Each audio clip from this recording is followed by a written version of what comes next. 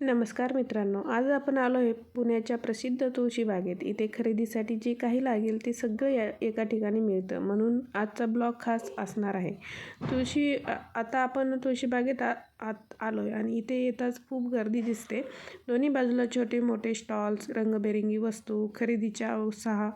सगळ्यात आधी माझं लक्ष गेलं ते कानातल्याकडे. इथे पारंपरिक, ट्रेडिशनल असे वेगवेगळ्या प्रकारचे कानातले मिळतात. त्याचबरोबर गळ्यातला हार, मंगळसूत्र, बांगड्या सगळं खूप काही सुंदर आहे.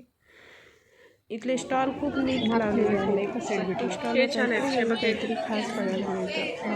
परवडणारे आहे, त्यामुळे खरेदी करायला मजा येते. इथे छोट्या मुलांसाठी खेळणे भरपूर आहेत. गाड्या, बाहुल्या, रंगबेरंगी खेळणे पाहून मुलं खूप खुश होतात. आता आपण आलो आहे कपड्याच्या स्टॉलकडे. इथे लेडीज कपडे, नाईट ड्रेस, दुपट्टे, कुर्त्या सगळं मिळतं. दैनंदिन वापरण्यासाठी, सणासाठी दोन्ही प्रकारचे कपडे उपलब्ध आहेत.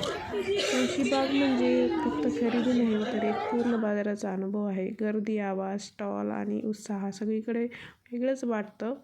अशा प्रकारे पाहू शकतात. असे सुंदर सुंदर हे लॉंग मंगळसूत्र, शॉर्ट गंठण वगैरे सगळं काही या दुकानामध्ये भरपूर कमी रेटमध्ये होते आणि सेट पण होते याच्यामध्ये. जे आपल्याला आवडतं ते आपण घेऊ शकतो.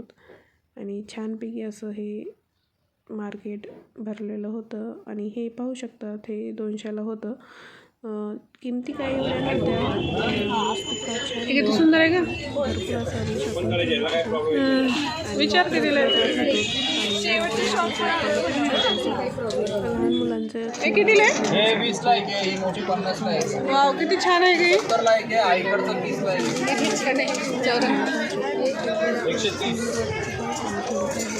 वाव, मस्त आहे.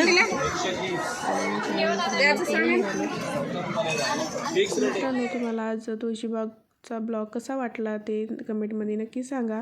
व्हिडिओ आवडला असेल तर लाईक, शेअर आणि चॅनलला सबस्क्राईब करा. पुढं आम्ही तुळशीबागेची शॉपिंग झाल्यानंतर आम्ही निघालो आमच्या ताईकडे. ताई आमची राहते जालना जिल्ह्यामध्ये, अंबड तालुका आहे, तिथे राहते. आम्ही तिथे पोहोचलोत आणि तिने छानपैकी अशा मिरच्या बनवल्या होत्या. त्याचं शूट घेतलं थोडंसं आणि छानपैकी अशी भाजी बनवली होती जेवणासाठी. तर पुन्हा भेटूया अशाच एका नव्या ब्लॉगमध्ये.